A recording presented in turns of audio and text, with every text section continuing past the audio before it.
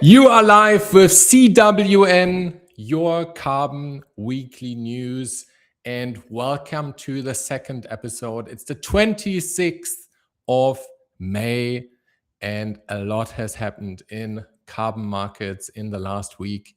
Again, it feels like every week the news are just coming in, and we again have a amazingly stacked episode. If we look at the lineup for today, we see that obviously first I will run you through what's new, what happened in carbon markets the last week. And then we have two experts on two, I would say, top of mind topics at the moment. The one is Peter Meyer, and he, I would say, is the expert on contracting in carbon markets and CDR, and a great partner also of us at Senken, and he will talk us a little bit through that topic. Then afterwards we have Chris Sherwood on the show, and he will tell us a little bit about what happened at the CRCF Days in Brussels. I'm not sure it was for you, but it was all over my LinkedIn feed, and I'm very curious what happened because I wasn't even able to participate. So this will be also news for me. So very excited to walk you through that and talk with Chris about that, who is Secretary General of the Negative Emissions Platform. So we have a packed schedule. Let's look a little bit about what actually happened this week. And I think one thing, at least a lot of people called me because they've read it, some colleagues sent it to them, where the news that Microsoft will stop their purchasing of CDR, of removal credits. And then this news popped up, and I was quite curious about that. Basically, what it says, and let me do this a little bit better. What it says is that Microsoft just signed a major carbon removal deal since they're reportedly pausing purchases. And we already heard from Microsoft that they're not pausing. They're literally just figuring out their strategy. I mean, they purchased a lot. So I was wondering at what point they will stop. But here is a new agreement. I'm not sure if this has already been done before the news broke, but I think it's definitely newsworthy. A 7-year agreement with BioCIRC in Denmark, over 650,000 tons of BECCS credits, and it will be around 100,000 credits per month. And for instance, CSO or Melanie Nakagawa from Microsoft said that carbon removal program has not ended, but acknowledged that while program will continue to form part of its strategy to achieve its climate goals, it may adjust the pace or volume of our carbon removal procurement. So I think this is really important news that it hasn't stopped, but obviously they're all currently revisiting how they're going to continue with that. For Denmark and BioCIRC, this is obviously amazing news. And here, CEO of BioCIRC, Bertel Meyer, said the agreement is a major milestone for BioCIRC and a meaningful validation of our approach to delivering durable carbon removal. We're thrilled to work with organizations such as Microsoft that are helping advance the market for durable carbon removal while addressing residual emissions and supporting global climate goals. So I think quite interesting to see how the market evolved on that side, and that Microsoft is continuing in this market. Coming to the next news, and I think for me at least very interesting, is that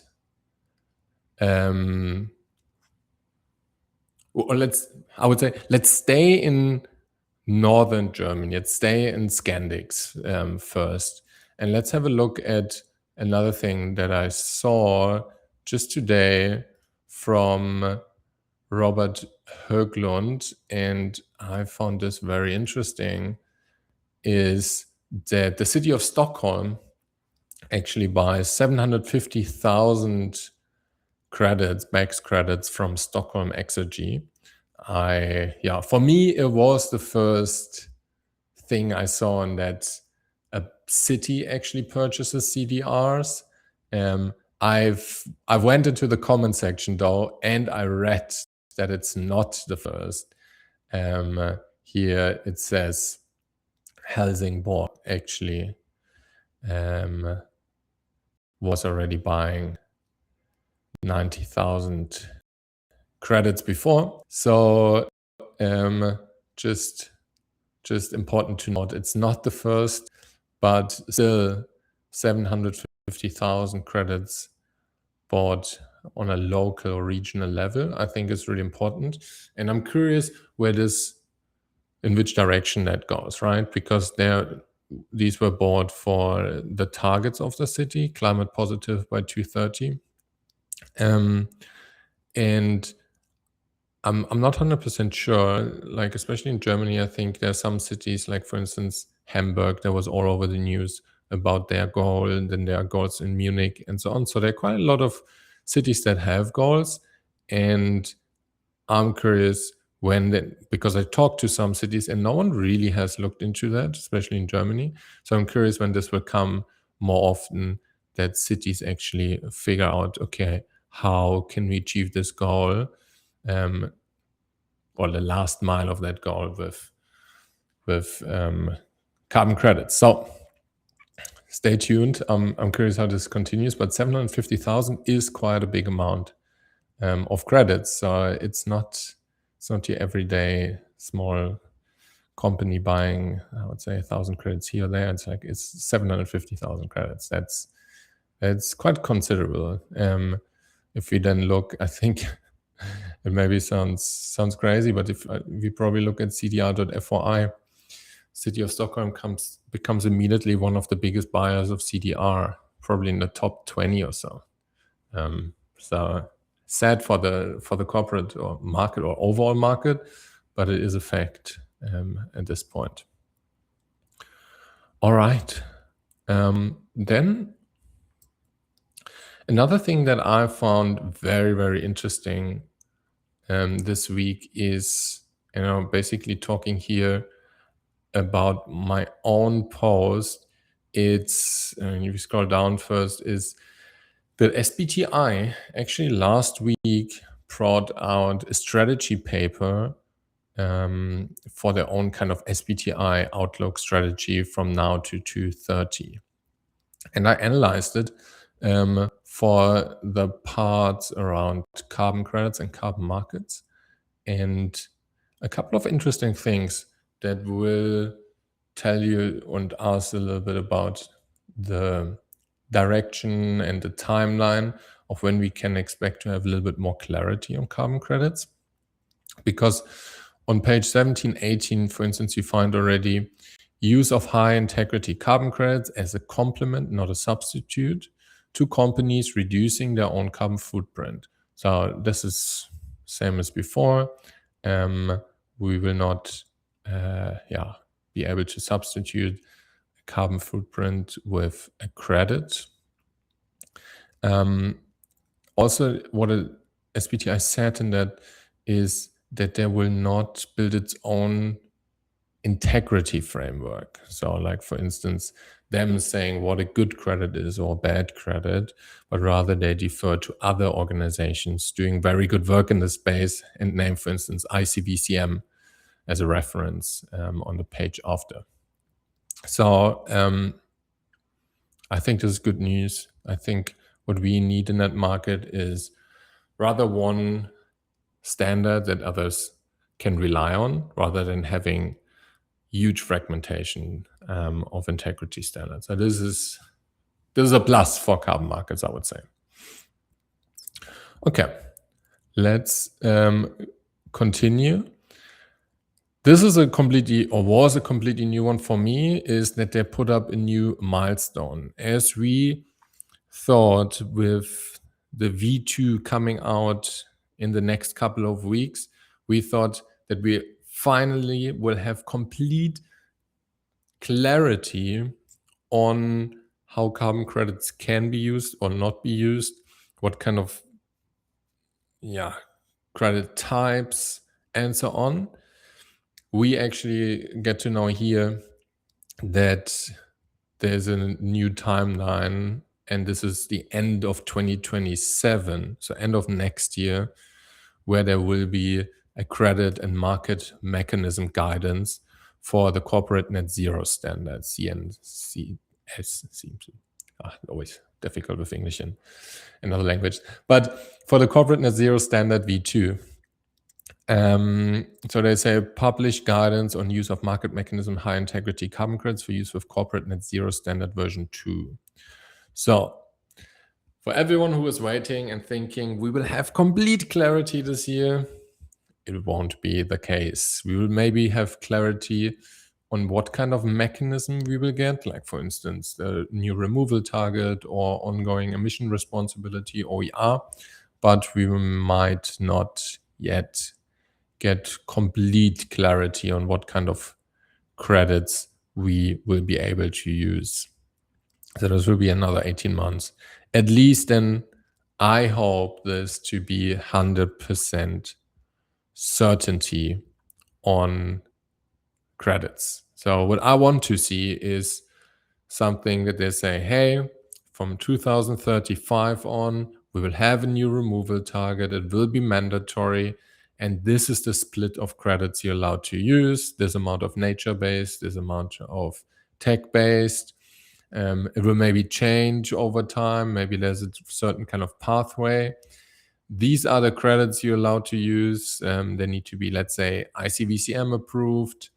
They can have this and this vintage, this and this and this and this, and this will be the amount and so on. So that's what I'm expecting, like 100% clarity so that companies actually can take measures now to scale these projects up and lock in supply. So this, I think, should be in there. Then obviously here it says the V2 will launch end of this year. On direct sources, we heard a couple of weeks. So let's see what is the case. I mean, in the beginning of this year. So then everyone who sets new goals for next year on automatically moves to V2, but also the old ones will all go to V2 at a certain point. Then book and claim and sector mechanisms formally legitimized. Here it says use of book and claim in the context of agriculture activity pools can support projects that will transform farming practice. Sector approaches can pull through new technologies, CCUs or sustainability fuel, which will support decarbonization of hard-to-abate sectors. So here there's obviously massive door opener. I'm curious how this will overlap also with SBTi flag, but it's obviously a big door opener for nature-based solution pools and for tech CDRs.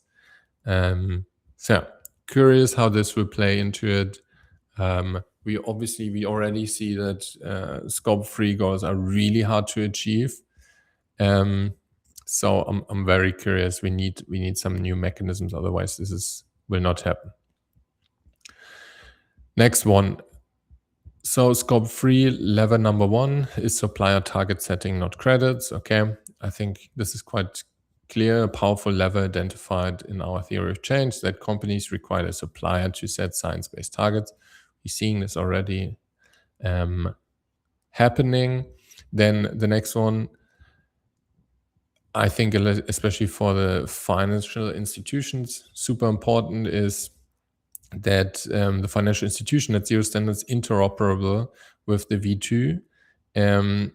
And that also, if we look at, for instance, Net Zero Asset Owner Alliance, that there's some alignment there. Then there's also a flag update coming.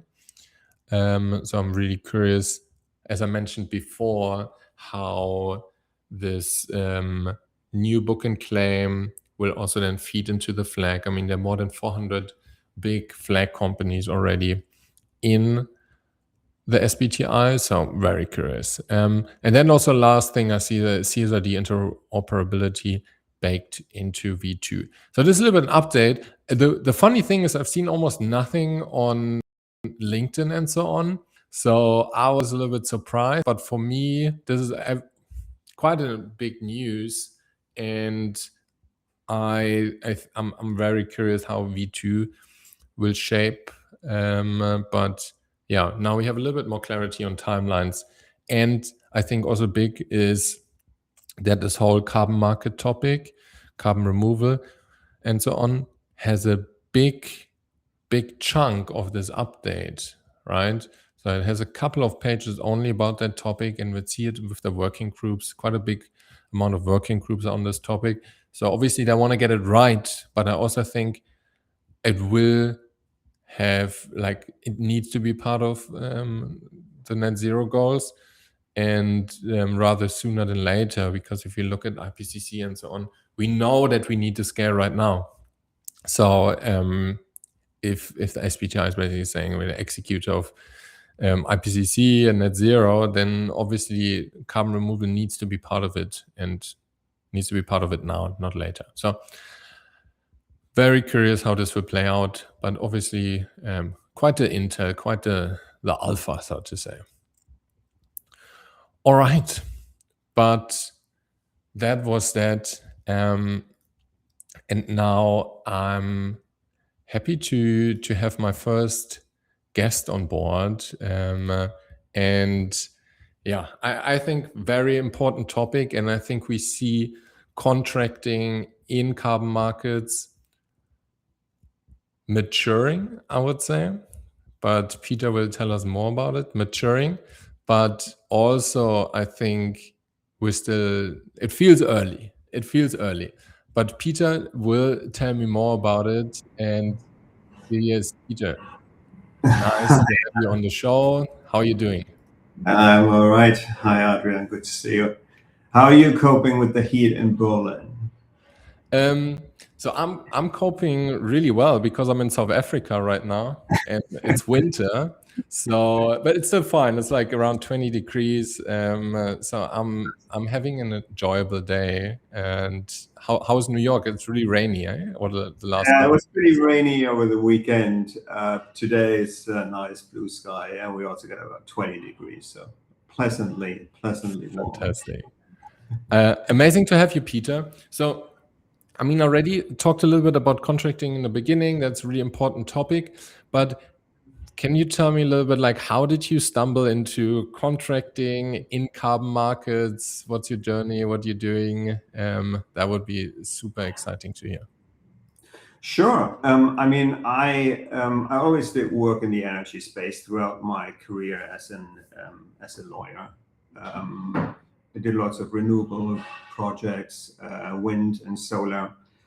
And then about 4 years ago, I had my first client in CDR, and I was completely mesmerized by this space, I gotta say. I was like, so I didn't know that what CDR was. I had no idea that it existed. It made a lot of sense to me right from the beginning. And then I went down this rabbit hole. And the challenge I had at the beginning as an attorney was that there was no standardized contracts available. So you basically had to, scrap for information and sort of piece it together. I mean, when you have sort of some level of experience, sort of you have a good general contracting sense. But for the details and industry specifics, obviously, it has been a learning curve for me as well. Other people are having the same challenge. Buyers, for instance, right? So when we talk about Oscar and how came OSCAR into existence, the Open Standard Carbon Removal Agreement, is during a Carbon Unbound conference a little over a year ago. One of our co-founders, Glenn Morley, he held a closed-door buyer session and asked first-time buyers in CDR or prospective buyers, people sort of they were teetering on the fence and are wondering, should I get into CDR or not? Asking them, what are your challenges in deciding whether or not to purchase CDR credits? And one item that came up very high on top of the list was the lack of standardized contracts. They said, we don't have any experience with this. Our in-house legal department doesn't have experience with it. Our external lawyers don't have experience with it. And it's sort of really difficult to understand the risk situation in a CDR transaction. So contracting is all about risks, right? Who bears what kind of risk in what kind of situation? And so we took that learning away with us, and then we spoke to organizations in the industry that had developed templates, IETA, for instance. And what we came away with was that when it comes to building market infrastructure, it is difficult to get people engaged unless there is something in it for them, right? They need to be able to make money out of it. Otherwise, no one gets involved. Yep. And that was a real challenge. So we said, okay, why don't we do it? And I said, I can get a go at it. I have enough CDR experience. I've seen, numerous transactions. There are templates out there, the Frontier contract, IETA. So there are things we can look at, and we just build something and make it available to the market and see how it goes. That was the initial idea, and then that's what we did. And we shared it with a number of stakeholders, our first draft, and they said, "Oh my God, this is way too detailed. What you're doing. This is like way too complex. It's gonna be off-putting for people. No one's gonna get his head around this." And I said, "Okay." So we had to shorten it, and what OSCAR is today is an abridged version of what we had initially drafted. It's been great. It's been really, I think the visibility and the traction and the feedback that we have received is more than we could have realistically have hoped for. It could have been a complete flop, right? No one's paying attention to it, yeah. Right? And so we got visibility. The next step is now sort of to get it more adopted by the market. So, big thanks to Senken. We have, we've used it for upstream offtakes in the recent Lufthansa deal. Others are using it too. Some are using it as an educational tool where they say, okay, we have already an offtake agreement, but maybe we should look at theirs too, at OSCAR too, see, maybe we get some good ideas out of it. We are rolling it out now across various jurisdictions. So we started with the New York law version. We have German law, then English, Swiss law is ready. French and Canadian laws are in the works. So we're building a network of law firms across the world that have CDR expertise. We're building it out and hoping that it gets more traction and is getting more and more adopted by the market. Yeah, I mean, I can probably write a book on what kind of different contracts I've seen in the market already. So I think when we started, a lot of the contracts that we were dealing with were actually marketing contracts, because the things we saw in these contracts, they could have never been from, let's say, in a lot of other contracts, they came from commodity trading. But also that is completely different, right? So I think I've seen a big amount of different kind of contracting structures, and I think a standardized contract like you've built with Oscar is very valuable, because we used a lot of time. Like, first of all, often we went to companies and said like, hey, we've seen your contract. I'm not sure if it makes a lot of sense for you to have this contract. It's not for our own, like, it's for your own protection. It doesn't make sense to have that contract. So I'm really happy about that, because it shortens time, and it, like, standardized stuff is always really good. But I just want the, let's say, buyer to understand what are the differences. So let's say you have a marketing contract compared to an Oscar contract. Like, what are the risks you get, or you're getting into your house by not having a proper contract for this kind of topic? Like, I think it's really important to understand. Right. Yeah, I've had the same experience. Sort of everyone is using sort of a different kind of agreement, and if you want to scale the market, that's not helpful. You cannot have a bespoke contract every time you want to transact CDR. That's not gonna help the industry. The challenge that some buyers face, I think, is to understand sort of where are the risks, right? There is initially we started like reputational risks, right? That was sort of the big topic 2 years ago. It has shifted a little bit. Now we got more delivery risks, right? Suppliers are late delivering. That's something we see across the board.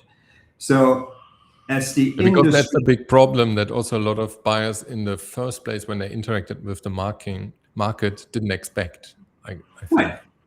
Right. So there is this different kind of, so there are different, I mean, the whole industry is sort of a constant up and down in a way, and risks shift along with that, right? So if you take an agreement like a marketing agreement, or some people initially, they use service agreement, right? They said, buying credits, isn't that some kind of service that we're getting? Why not just use like a regular services agreement, right? And obviously that doesn't work, because it does not focus, and it does not reflect sort of the risk structure of a CDR transaction. And what Oscar does, and what we've tried to achieve, is we want to get more buyers engaged. You spoke about sort of the confusion that we now have around Microsoft.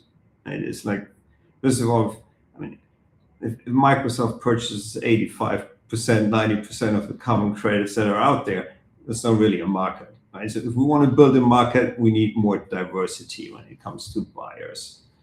And so we want to give them the tools to do that. So we've built Oscar from a buyer-friendly perspective, where we can say, well, reputational risks is covered in the agreement. There are clauses that deal with this. MRV, integrity of carbon credits, super important. There are clauses in there that deal with that. Delivery shortfalls, this sort of, there's a mechanism in there that deals with that. So they're very tailored clauses to specific buyer issues, where the agreement can give a buyer comfort. And at the same time, we need to be aware of the fact this is a very nascent industry, and suppliers have limited resources. And we cannot overburden them with liabilities and obligations they're not going to be able to meet. So we need to have a balanced approach. And the third element is, a buyer-friendly version that is reasonable and balanced from a supplier's perspective. And then the next thing we also need to keep in mind is bankability. Not every project will need a loan, and maybe not every offtake agreement needs to be bankable. But we wanted to build something where when a supplier goes to a bank or a lender or a financial institution with this agreement, that the bank has something they can work with. And it doesn't work with a marketing contract. Right. That doesn't work with the marketing contract, right? That doesn't work with the services agreement. That doesn't work with a number of agreements that are, a power. I mean, another analogy are power purchase agreements, right? Where they're very standardized. They've been out there for a very long time, and they have, and they're very good. They're very sophisticated, but translating them into a CDR space lacks on a number of things. Bankability of a power plant, a power purchase agreement is very different to a CDR situation where you have way delivery risks in a CDR transaction are obviously more prominent than in a power purchase agreement. There's no reversal there's no reversal risk in a solar plant, right? So there are aspects you need to keep in mind, and so it needs to be, the agreement needs to address CDR specific issues, and at the same time it needs to be something where people can take and say, okay, that works for us, and we can use it across the board for buyers and suppliers. But then, I mean, every transaction has its own specifics, right? So every agreement needs to be, every time changes need to be made given the particular set of circumstances of this of a particular transaction. But at least there is something sort of where everyone has a common starting ground. That's what we wanted to achieve. And how can a company actually use it? Quite simple. You can so it is freely available on CDR.fyi. One thing that we need to do now, this is a bit of a luxury problem that we have. Right? We launched it in November of last year during COP in Berlin, and now we've got so much visibility that we are a group of volunteers, right? It's just sort of a band of brothers and sisters who came together and said, hey, let's build something for the market. We've now gotten to a point where we say, look, we got to organize this. We have to set up sort of a non-profit organization. We have to build a website. We don't even have a website. We have a LinkedIn account, but we don't. But Oscar doesn't have a website yet. So we have to have a website. And we need to make those agreements sort of more easily accessible. I mean, everyone can email me anytime and I'm sending them those versions, right? But that's not ideal, right? You need to have a website where you can download the versions anytime. And in addition to the agreement, we're also building checklists for intermediaries, for buyers, and for suppliers. They also serve as an educational tool, right, where people can download the checklist and go through a list of items to be considered, and with some explanation as to how this can be dealt with in an agreement or outside an agreement through insurance, for instance, right? There are certain risks, maybe the nicest agreement doesn't help you, but there may be insurance solutions out there that can help you mitigate the risk. And these are all sort of resources we're working on, and we will have a website very soon where all this becomes easily accessible. Everyone can download it for free. In the meantime, everyone can send an email or a DM via LinkedIn to any member of the OSCAR team, and we'll send out the resources that way for whoever is interested. And if I understand it correctly, the OSCAR can be used, or it should be used mostly for offtakes or also for spot transactions. It is designed so it is an offtake agreement, and it is. We had to start somewhere, so we said, well, let's build something that works. It works best for durable CDR. Let's say in a medium term range, right? Let's say 3 to 6 years, maybe. That would be that would be an ideal fit. If you want to use it for nature-based, you need to be aware that there are certain modifications and amendments that need to be made. You can still start with OSCAR. I think that's the beauty of this agreement, that you can use it as a starting point and as a baseline. You can use it for any kind of pathway. But you got to understand sort of where these specifics are, where you need to make certain amendments. That's something where an attorney can help you with. If someone downloads it and wants to use it, I would anyway always say that someone, before using a template, one should always consult with an attorney and get help from a lawyer.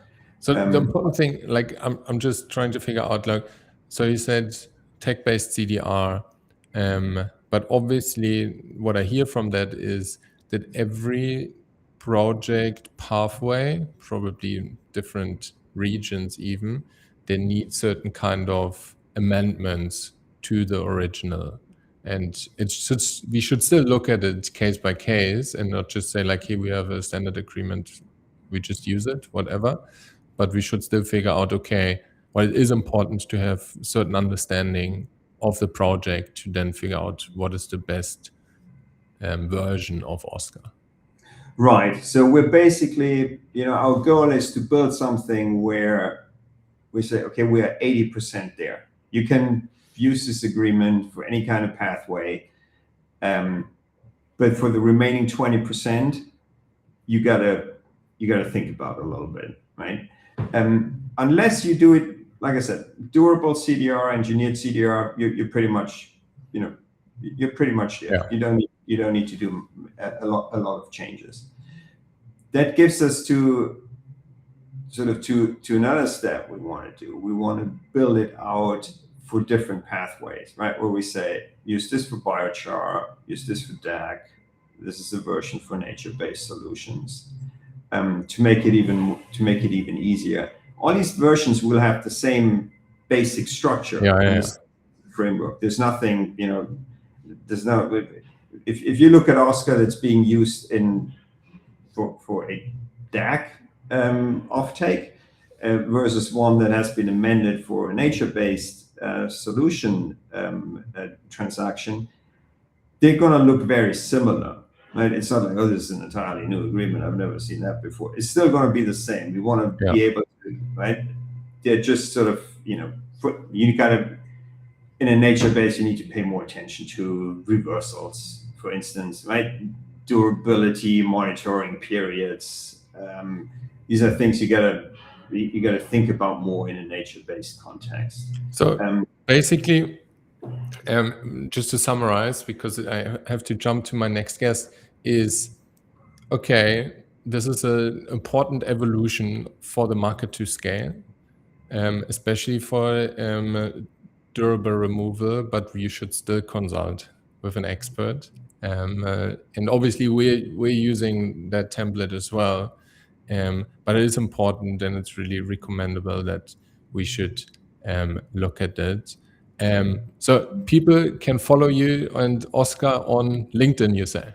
Yes, we're on LinkedIn, and people can follow us, and we'll very soon have a website. And I mean, it's great. I think intermediaries play such an important role in scaling this market. and it's really great that you guys are using it, and we're speaking I'm to excited others. for it, definitely. And it also works well, right? I mean, Yeah. then one of these suppliers took me aside during Climate Week Zurich and said, that went really well compared to other experiences that we've had. That was really, smooth and quick and well done. So We had the same experience. So thanks so much, Peter, for coming on the show, and thanks for having talk me. soon. All right. Bye. Bye. All right, let's switch the topic a little bit from contracting to CRCF, and I'm welcoming Chris on the show. I'm super excited that you made it. From where are you calling in, actually? Well, thank you very much for the invitation, Adrian. I'm calling in from home in Brussels. Fantastic. So right at the center of CRCF Days last week.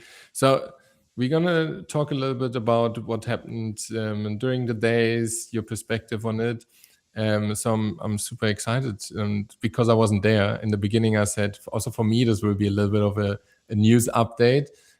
Maybe can you let us know a little bit, like, how did you even get into carbon markets, into policy in that space, and then maybe in the end also what EU CRCF actually stands for and what it is? Sure. I'm an old hand here in European policy terms. I've been living in Brussels for some 25 years. I've had roles in consultancy in the US government, and then for 13 years in a series of tech companies. And then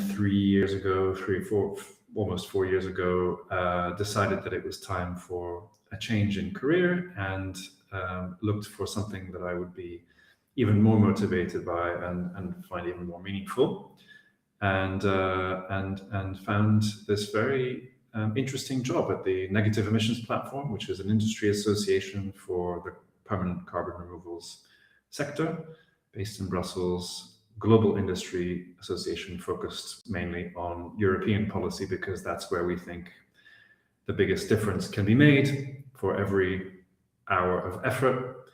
And so that's what we're doing. And what is EU CRCF actually? So the CRCF is the Carbon Removal and Carbon Farming Certification Framework. It's an EU regulation which was adopted by the legislators, I think, last year, and has been essentially put into force by the European Commission through the adoption of 3 methodologies for BECCS, DACS, and biochar.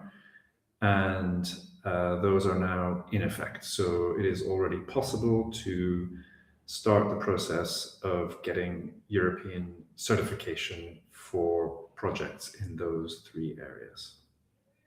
And what does it actually mean to get the certification, right? Because we know things like Vera, Gold Standard, Isometric, Puro, and so on. But what does it mean actually to be certified under CRCF? Yeah.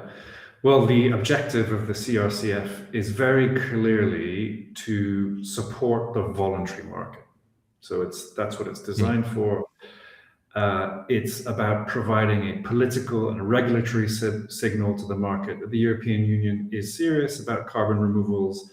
It may not have regulated them into compliance markets yet, but it intends to do so. And in the meantime, you are free to use this highly credible European Union stamp of approval to support your activities on the voluntary market.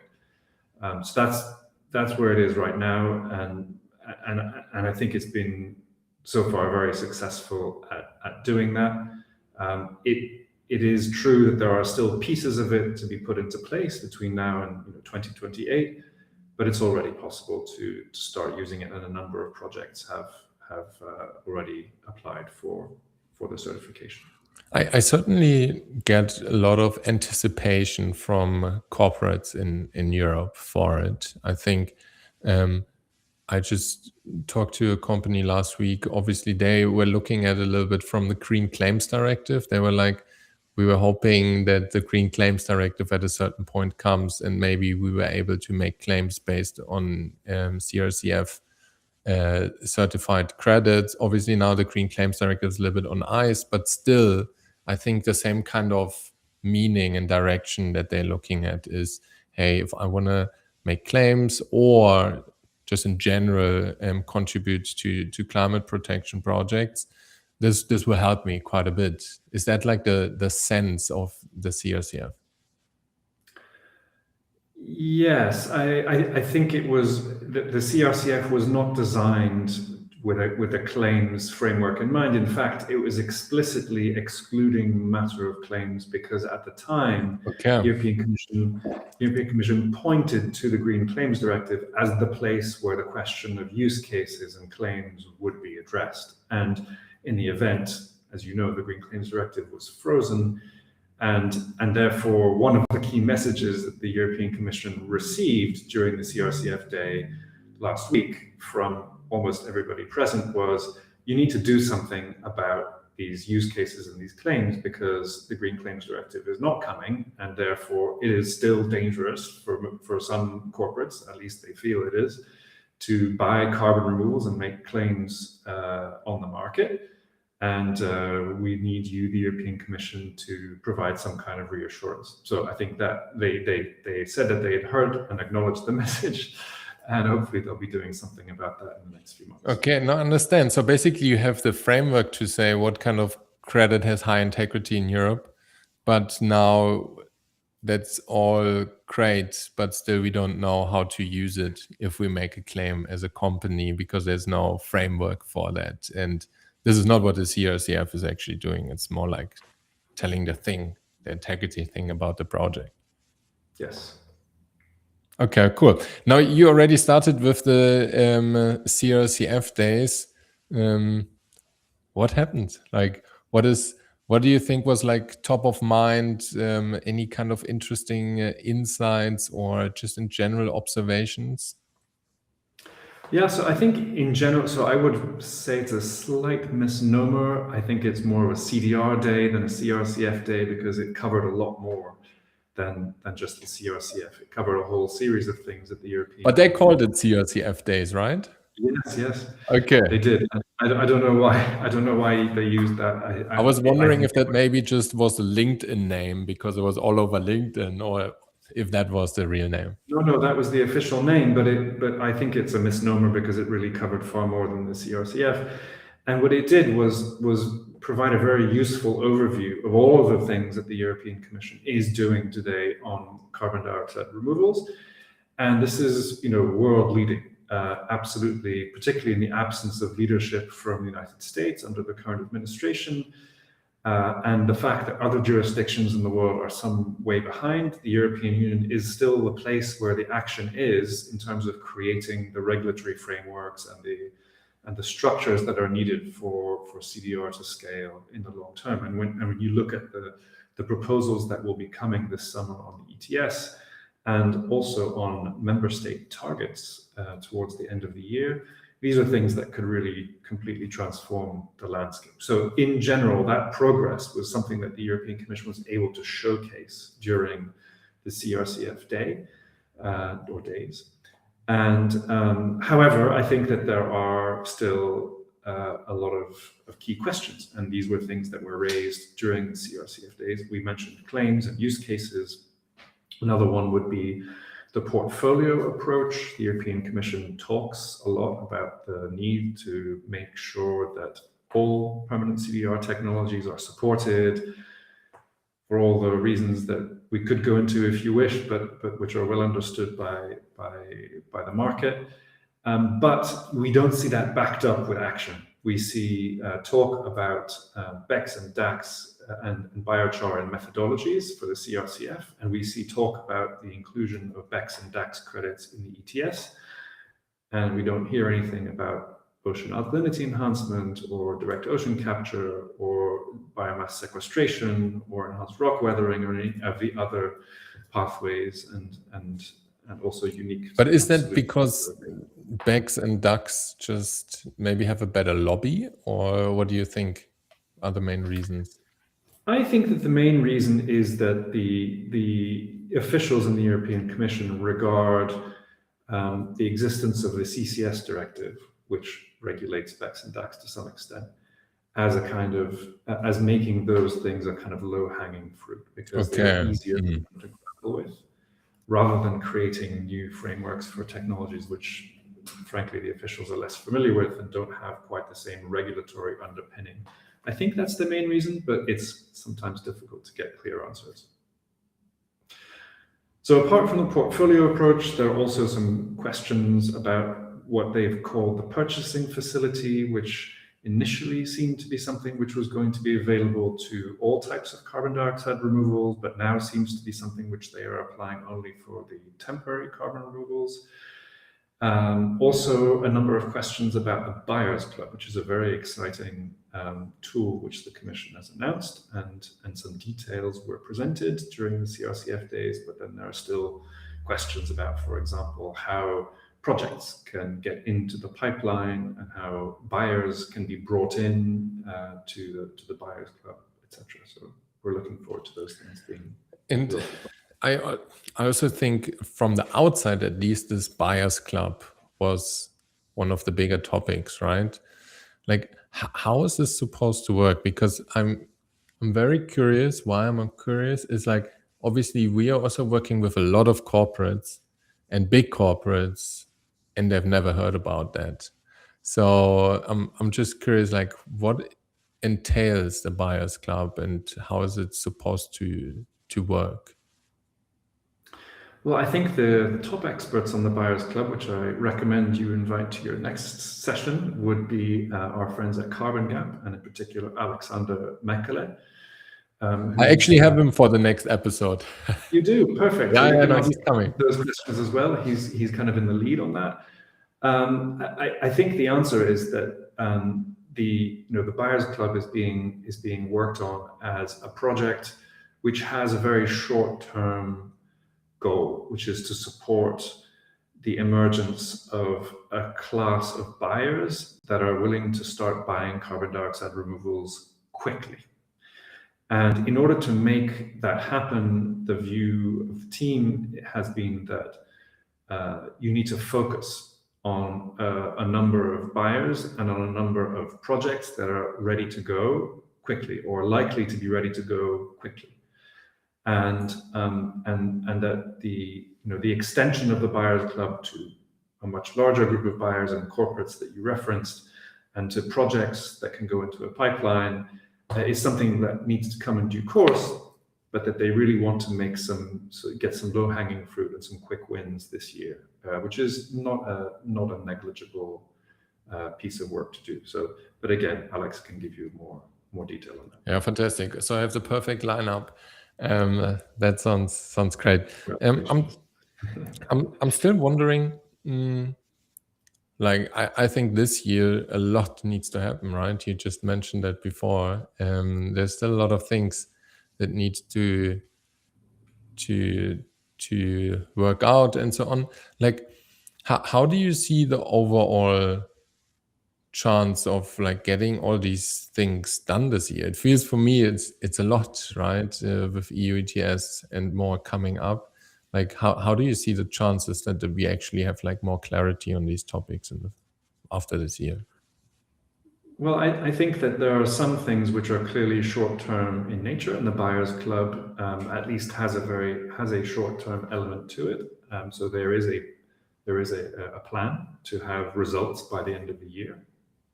I think if you're looking for results by the end of the year, don't think about ETS, because that's a classic European Union legislative procedure.